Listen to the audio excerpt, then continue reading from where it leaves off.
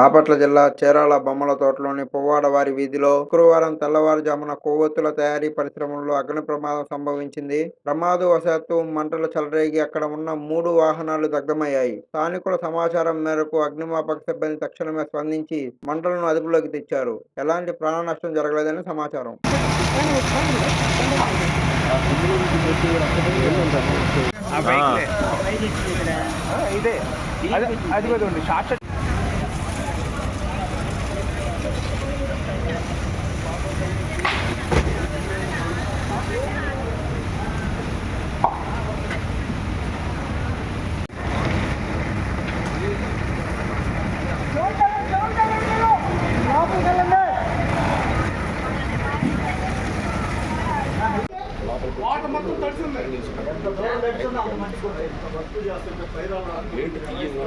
నష్టం 3 బండ్లు వేసుకున్నాం 370